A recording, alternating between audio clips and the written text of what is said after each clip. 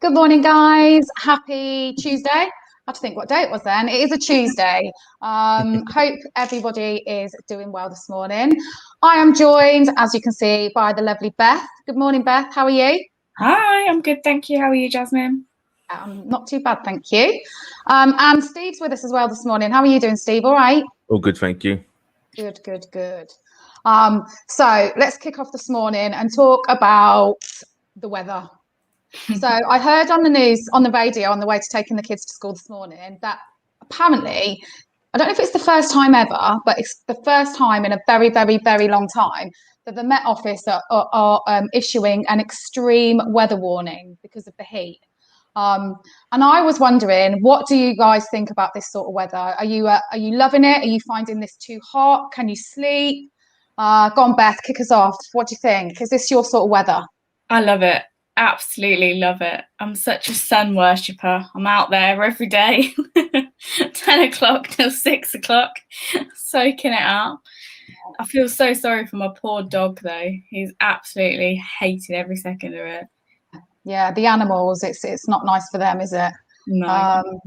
What about you, Steve? This is a bit too hot for me, a bit too uncomfortable. And I think if this becomes the new normal, then we're going to have to change, aren't we? Because it's like in America or whatever, where they get temperatures like this all the time. Yeah. All the houses have like air conditioning and all that stuff, so they can kind of be comfortable in the house. But in the UK, the houses are kind of made to keep the heat in rather than. So if this is going to be normal, I think 6 people died yesterday because of it. What, in the UK? Yeah, I'm not sure if it's from like swimming in lakes and stuff. Oh, okay. Because I remember when I was about 19, maybe about 18, there was I went to this thing called Educational Youth Services in Northampton Town, and there was a kid who was there with us, and he jumped in a quarry. And because the temperature of the below the water is actually really cold, you can jump in, and then you go into like shock, and you can't swim out. Yeah, Laurel's just said it's called cold water shock. Yeah. So maybe because of that. Yeah, he died. Yeah. Oh my gosh. I guess this is the thing, isn't it? Because so public service announcement: be careful if you go swimming today. Well, this is the thing. I mean, like, let's just take Northampton, for example. We don't have like an outdoor pool or one that, just the public can go and use. I know there's a few on sort of caravan sites like Cosgrove and things like that, but you've got to be a member. So you then find that people are going to sort of like lakes and rivers. I know last summer holidays, I took the kids to, there's a river in Olney where you can, I don't know if have you been? It's absolutely heaving. This past, because I work in Olney, the pub's been dead, because everyone's just been at the river. It's been when I took the kids there, like, because my husband Sam, he grew up in Olney, and he's like, when I told him I was taking the kids there, he's like, you don't want to take them there, it's dangerous. I used to swim in there as a child, and one day we found a sheep in there, and but I did take them, but it wasn't a relaxing day, because it's not like when you're at a pool and there's lifeguards and you know what the depth of the water is. You can be in like a river and it can go from, sort of shallow to a massive drop, can't it? But I think being in the UK, when we get these sort of, the sporadic days of such extreme heat, people do go to use like you say, Steve, quarries, and there is that sort of element of, people forget the dangers that are there. Just going back to this weather. So I love this heat. I love it. I'm a sun worshipper. I literally spent the whole, because we were in isolation, because obviously Mabel's been off school, but she's gone back today. Hurrah. So we were just in the garden, which was perfect. We had the paddling pool up. And I was like sat out in my garden. And I think Sunday afternoon at one point, it was like 32. And I love the heat. But when we get into those sort of temperatures, I think it's those sort of times, like you say, we need some aircon inside. I need to be lying on a sunbed round a swimming pool with a cocktail in my hand. It's not just sitting in the garden in Northampton. Yeah. It's not quite the same, is it? It's not normal though either, is it really? Like, this is climate change. This is the effects of global warming. It's not normal weather for England. Obviously it's nice to actually have weather that's not grey and raining, which is pretty much the go-to weather of England. But if this happens for a prolonged period of time in the country, there'll be a lot of problems because we're not adapted to this at all. And it's like in America, for example, where they've had some run of hot weather, the crops are not growing. So like because of how hot it is, they're just burning. Oh, really? There was a place, I can't remember where it was exactly, but the crabs on the side of the sea or whatever cooked. It was that hot. They cooked alive. Really? Yeah. And then you look at somewhere like Germany, and they've had major floods. Yeah, I know. It's mental, isn't it? It is really crazy. And I guess the thing is like, I don't like to moan because I feel like us Brits are so typical. We moan when it's raining, we moan when it's hot, we're never happy. But I think it's when it gets to these sort of temperatures and you've got to carry on your everyday life. Like, Beth, it must be absolutely boiling in the pub. Yeah, crazy. And it's like we have all the doors open and stuff, but I think that makes it worse. It's almost like you need to keep everything shut. Yeah. I watched the thing in the yard. It's boiling in the yard. Well, I watched something on this morning, yesterday, and they were doing like the top tips to keep cool. And I mean, I've always opened every single window, you know, let the air come through, circulate some air. Apparently that is the wrong thing to do. You should keep all your curtains and blinds closed, but also keep the windows closed because that is keeping the temperature down of the room, apparently. But I mean, I don't know about you guys, but I haven't had a decent night's sleep since this weather started because that's the other thing. You just can't sleep unless you've got like we don't even have a fan. But, you know, I know we've got nothing, literally just the window open, circulating the hot air, and then the birds wake you up at like 4 a.m. But yeah, like on holiday when you've got these temperatures, you can relax and get to sleep in your bedroom because you've got aircon. Drunk, so you fall asleep easier. Oh, you've muted yourself. Oh, you just went quiet then. Okay. Oh. So Laurel's just said that she doesn't like this hot weather at all. No, I remember, Laurel, you're not a hot weather person. She's saying it's good to keep it dark in the room. Yeah. So today I've kept all the upstairs in the bedrooms, all the blinds and the curtains shut to see if it does actually make any difference. And then you open the windows at night and let in the cold air. That's the idea behind it. Yeah, definitely. So just moving on slightly then from the weather. So I was just having a quick chat with Steve and Beth before we come online. So today, and I know there's lots of people around Northampton and just around the whole country really. So my eldest child is leaving primary school today, and I'm absolutely an emotional wreck. I couldn't sleep last night because of the heat, but also like my mind was just racing. He had his prom last night, and bless him. No, and how today, does he feel about it? He's all right. He said to me this morning, they've got a leavers assembly this afternoon, which the parents go in and watch, where they're singing a Bruno Mars song, "You Can Count on Me," and they all have to speak about a memory from the school. He said he's a bit nervous about that, but I think he's a mixture. He's excited to leave. I think he'll be a bit sad. I think, 7 years at a school is like a long time. But I woke up this morning early and I knew that I needed to have a big cry, so I just came downstairs before the kids got up and just sat downstairs crying. And Sam had taken the dog out for a walk really early, and he walks back in and I'm just sat in the kitchen like, so he's like, "What's wrong? What's happened?" I'm like, "Oh, I can't believe Henry's leaving school." He's like, "Oh my God, it's only 6 in the morning." Growing up, isn't he? No. And there's so many. I've been on my Facebook quickly earlier, and there's just so many pictures of parents posting like, last day at primary, and it's a big thing. It is like an end of an era, and I think we all know when primary school, you've got a lot more sort of interaction and whatnot. Once you send them off to secondary school, they change. This is what everyone says to me: "It's going to change." And I said to him this morning, "Will you hold my hands?" Because I have to drive to school because there's no school in our village. So we drive and then we park up and walk along. And I was like, "Will you just hold my hands walking into school for the last time?" And he was like, "Mum, no, like, someone might see me." I'm like, "Oh, please, it's the last time." He wouldn't have it. And then he said to me the other day, he said, "Mum, just to let you know, when I go to NSB, I won't be giving you a kiss goodbye in the mornings anymore." I was like, "Oh, bless."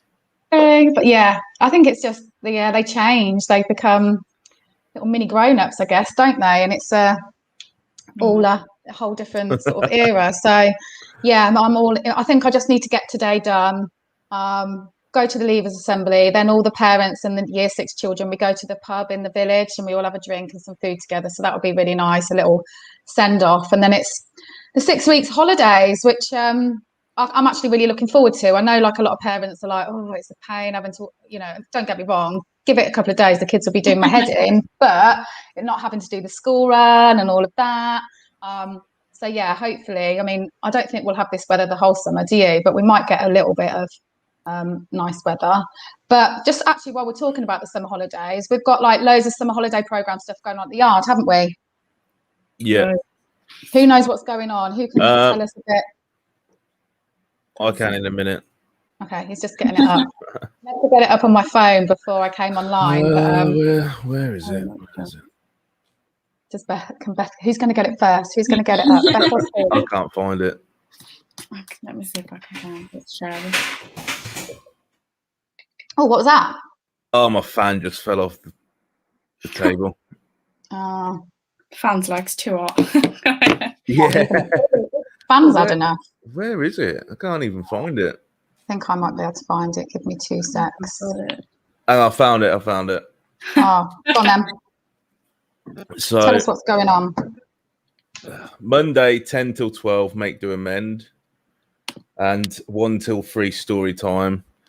Tuesday there's ESOL classes in those time slots, which is English lessons. Wednesdays all the crafting. All the crafting. Thursday is for all ages, all the crafting. Yeah, all ages. Yeah. Join Sophia, she says, a different craft each week. Weaving, paper making, arm knitting, kitsugi, bees wrap, jewelry.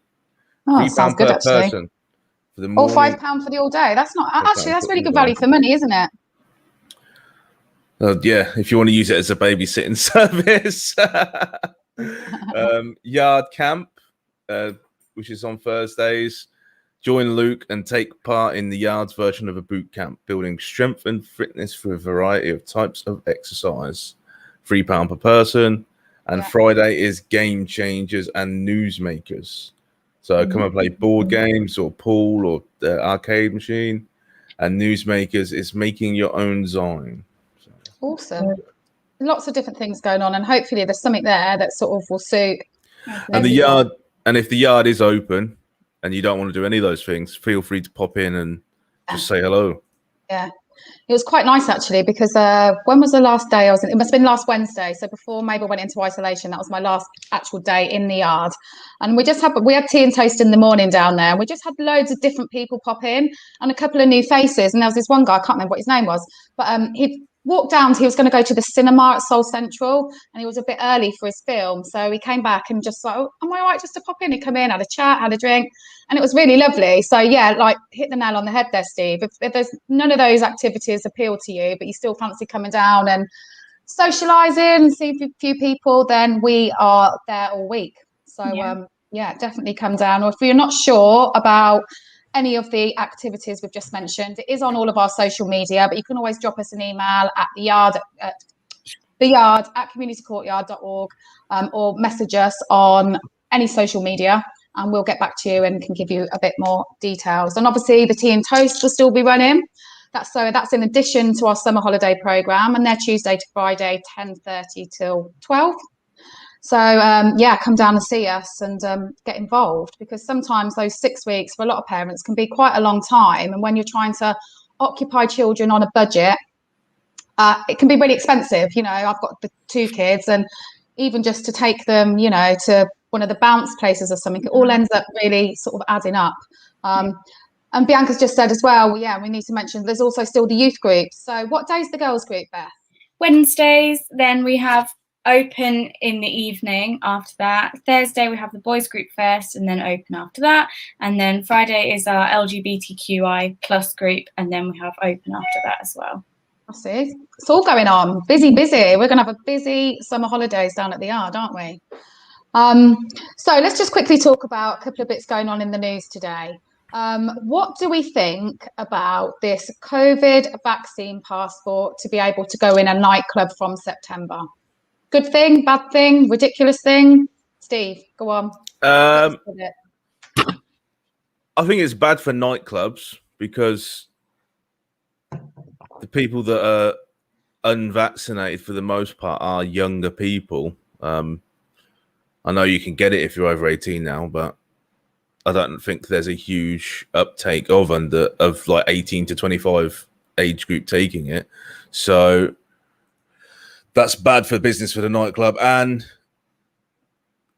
I don't know if you remember going to nightclubs. I distantly remember going to nightclubs, and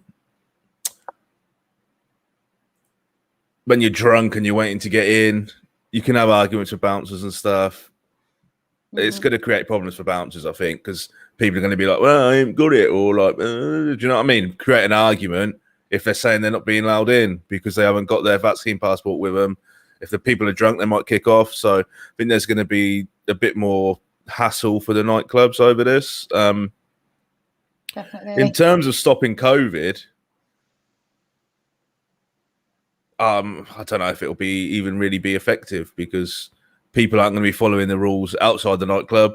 They're not like if you're in a big long queue to get into a nightclub and someone in there has COVID, well, you don't even need to get into the club to get it. No. So who knows if it'll even be effective at stopping it? It definitely will be spreading it, but whether this can stop it because it's spreading like it is now, and that is among vaccinated people. So even if you're vaccinated and you go in a nightclub, you might have it and you might spread it around to anyone everywhere. So I think it's bad for nightclubs. I'm not sure if it'll be effective at slowing or stopping COVID. And it seems a bit odd that they're opening everything up and saying, yeah, let's all get back to normal. But you have to do this willingly now. I mean, it's not being enforced. If you don't do it, you're a bad person or something. So they're trying to put the onus onto us, aren't they? Yeah, well, it's good the government are trying to do something, which they haven't really done much of. But I don't know if it's a bit too little, too late, whether it'll be effective or not. Yeah. What do you think? Do you think it's something worth doing?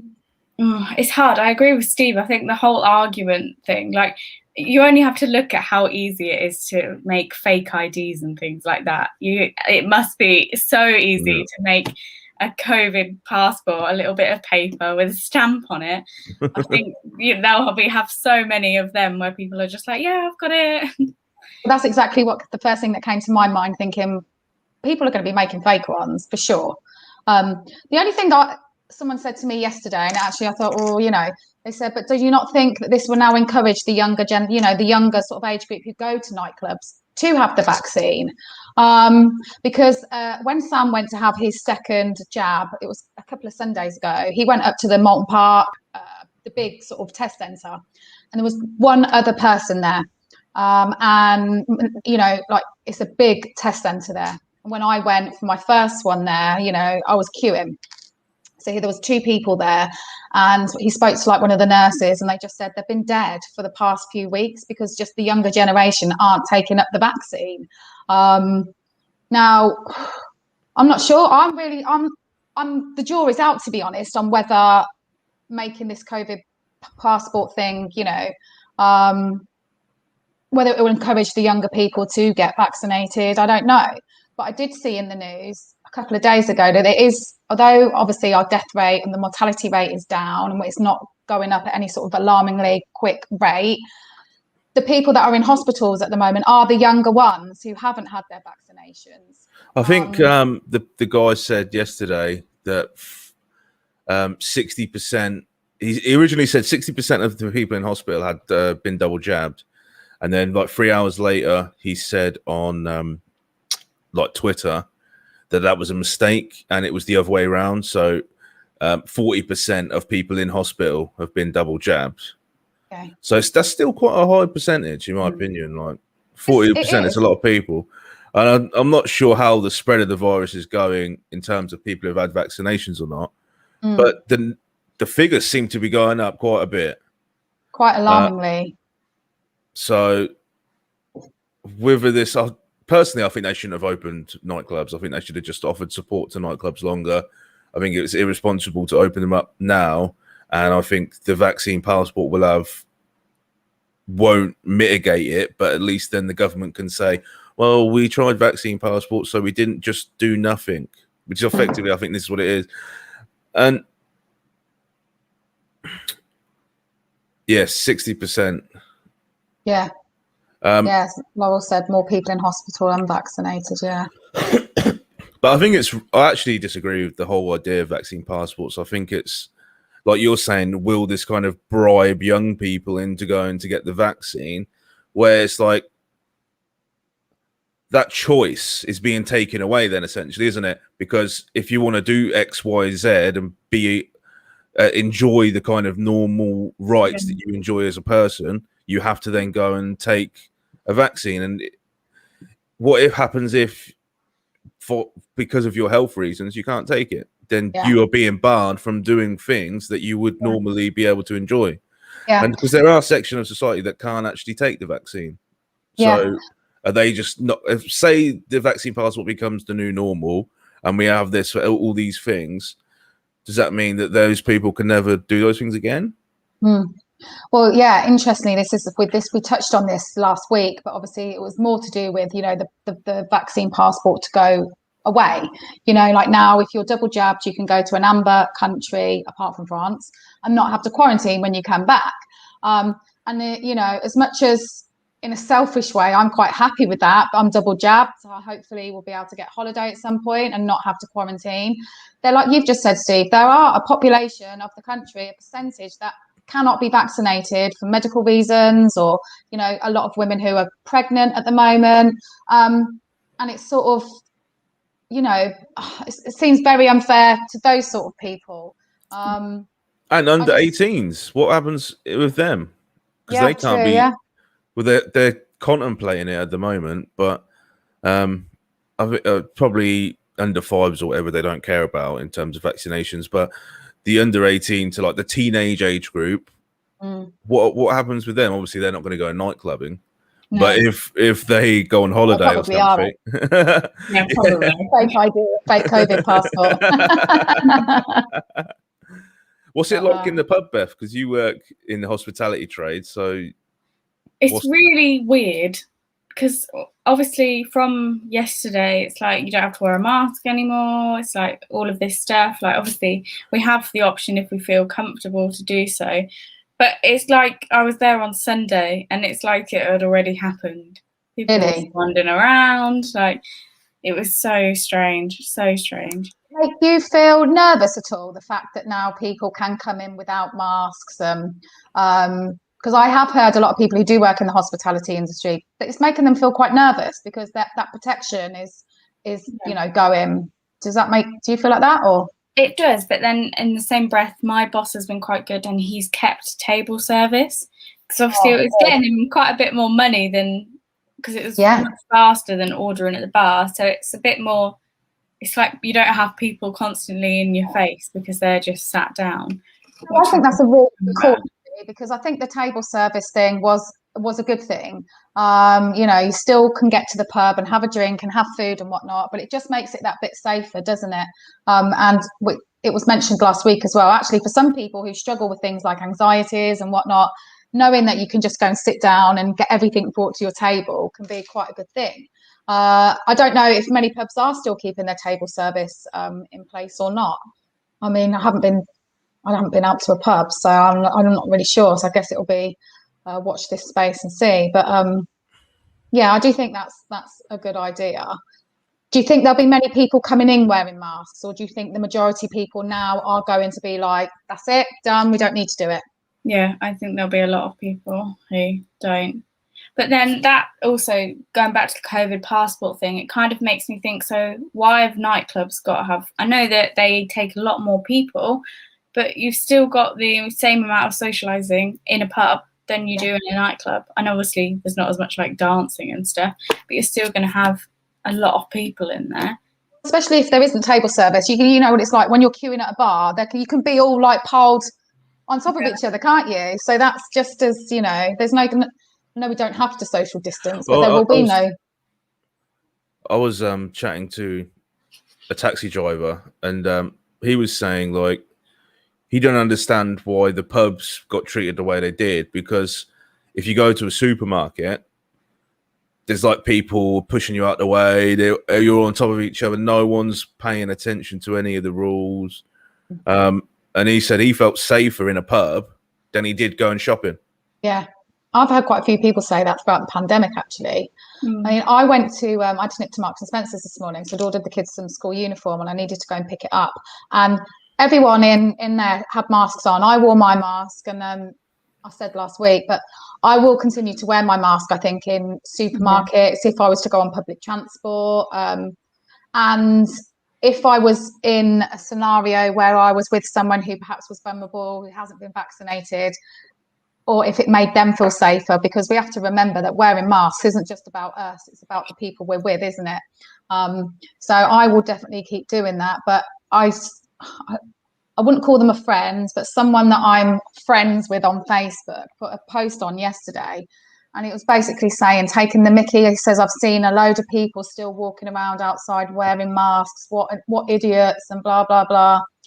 And I think that's just really uncalled for. I think we all need to be very respectful of what we each choose to do. You know, it's you do you. If you're happy. Sorry, go on, Steve. I was just going to quickly say, on that note, there was a protest in London yesterday about anti-lockdown protests. It's like, well, what lockdown? The lockdown's ended, and they're protesting against lockdowns in London. That actually kicked off against the police, and it reminded me of it. Yeah, they remind me of it because they were all chanting at the police to take their masks off, and they're being stupid. Like, so, oh my God, there is an element of that. You just don't need that. I don't agree with that. I think, you know, it is a personal decision, and whatever makes people feel comfortable or feel safe. You know, none of us know each other's medical history or family's medical history as you're walking around a supermarket or queuing to get in somewhere. So I think a lot of people, masks will be the way forward for a very long time, in my opinion. But just very quickly, before we finish up this morning, what did you guys think about the other day when Boris and Rishi, to begin with, they weren't going to isolate. They just decided they were going to test pilot this new system, and then what was it? A couple of hours later, they did a U-turn. Yeah. I mean, what the hell, Steve? What did you think about that? It just goes to show, isn't it? Just like one rule for them. Like, I don't know if you remember back, but what's his name? Cummings went to Barnard Castle when we were all having to isolate. He'd drive up to the thing, and he was supposed to actually isolate in Chequers or something, and he went to number 10. Boris Johnson, this is. So he didn't actually follow the rules that existed, even then, even like now. But yeah, it's just, it takes the mick, doesn't it? Because you look to the leaders of your country as an example, and it's their job to set an example for the rest of the country. They should act in a way which is in accordance to the laws, to the rules, and in a moral way. That's ideally how things should work. And for them to just say, well, we're doing this scheme, and supposedly the scheme was chosen at random. So they were kind of lucky that they all were included in this scheme. Very lucky, wasn't it? Yeah. But by chance. If they didn't do it, surely that just says to everyone, well, why should we do it? Basically, that's what I think. I think it's embarrassing that they originally thought that they'd get away with doing that. And they thought we were never going to. Yeah, that they thought that none of us would ever think, well, hold on a second, you know, the fact they thought they could get away with that and then had to make a U-turn a couple of hours later, I just thought, well, it says everything, doesn't it? And how can you expect, you know, the difference is for them, when they're now isolating, they'll still be getting paid. They're not going to lose any money. Yeah. For other people who, when they get pinged or when they're now having to get into isolation because they've been in contact, that can potentially have a real financial impact on them. Why should they do it? Why? Do you know what I mean? It's really... excuse me. The Nando's in town is closed for the week because too many people have been pinged and they can't actually operate. For a multinational corporation like Nando's, that isn't a big deal. But if you're running a small family cafe and your family comes down with it and no one can work, that's a week's earnings. You've still got to pay your rent. Yeah. And your stock that's going to go out of date, you're still going to have to get that. And I was saying to someone else the other day, if this goes out of proportion, because they're saying there may be a lockdown in September, October time, what's going to happen to all the pubs? And they're going to lose all their stock again, aren't they? Because they're going to have to throw it all away. And let's not also forget that a lot of these smaller businesses are now heavily reliant on loans and things. And now I watched a clip on one of the news the other night, and it was a lady who she has a really small theatre, and obviously they've closed the whole way through, and she is opening up, I guess, of yesterday. But she was saying before COVID hit, they, as a business, they had no debt, they had no loans, they didn't have anything. And she said, now we're starting back up again with an absolute load of debt because they've had to survive. So it's not just the companies that they're going to lose out on the takings of that week. They're all really struggling to keep their heads above water, aren't they? And I think that's what we've got to remember. It's like all the school kids. It's, Mabel's just missed, and it doesn't matter. She's 7. It will impact last week of term. Yeah, but I mean, this is what I was going to say. So she has to miss 5 days. I've tested her on the lateral flow. There's nothing. She's absolutely fine. Not a symptom, but she's had to miss the last sort of 5 days of school. But in one breath, they're saying about this is horrendous for our children. They need a catch-up program. They need to go into school in the summer holidays. Let's lengthen the school days. But then the next breath, they're sending healthy children home to miss a week of learning. It just doesn't make any sense to me. And I think the sooner, I think it's August the 16th, that this isolating thing, it's going to stop for under 18s, and if you're double vaccinated, isn't it? You don't then have to isolate. The sooner that comes, the better, because it's having such huge knock-on effect on so many people. Chris Whitty said last week, not in a government announcement, in a meeting with other scientists, that he predicts there will be new lockdown measures. He didn't say a full lockdown, but he said we will go back into lockdown measures in 5 to 8 weeks because of the way. So, and that's the end of August pretty much. So when the kids go back, there could be another lockdown again because they don't actually know how the vaccine is going to spread and how it's like how high hospital admissions are going to go and whether the virus is going to mutate. So the gamble that they've done is they've opened up now because they predict that in the winter there's going to be a big problem with flu and other respiratory illnesses, especially like with people with long COVID getting flu, etc. It'll be a lot worse for them. So that what they're trying to do is they're opening up now so it goes up, and they're hoping it peaks and then starts going down before the other stuff comes. And they just don't know the limit of how high it's going to go. So it could all go very wrong by the end of the summer. It's quite scary when you think about it, isn't it? That this is all happening, and we've all been through so much already that potentially there's more of this lockdown in some sort of form to come. Well, it's just depressing because it's just, what's this, like the 4th time, the 5th time now that they've messed it up? Yeah. There's more cases now than when we locked down originally. So it's just, we got I know. Well, on that note, guys, I think let's call it. It's one of those things, COVID, and I know we've said it so many times. We talk about it so much, but it's so dominant in all of our lives that it's hard not to, isn't it? And every day we can wake up and it changes so rapidly. So I know we do talk about it a lot on here, but I think we probably will do for the foreseeable. But it is depressing. And I would just sort of say to people, please remember that, from what we've just spoken about, the virus hasn't gone anywhere. Even if you're vaccinated, you're still at risk of catching it. You're still at risk of spreading it. And it's not 100% that you won't get very poorly with it. Nothing is 100%. So keep yourselves safe, wear your masks, wash your hands, and just do your bit, if not for you, for other people, I think. But yeah, right then, guys, on that note, let's call it a morning. Thank you so much both for joining me this morning. Go and enjoy that sunshine. Go and get your fan working again, Steve, so you're not too sweaty later. And Beth, I hope you have a really good day as well. But thanks for joining me this morning. Thank you. Take care, everyone. Bye. Bye.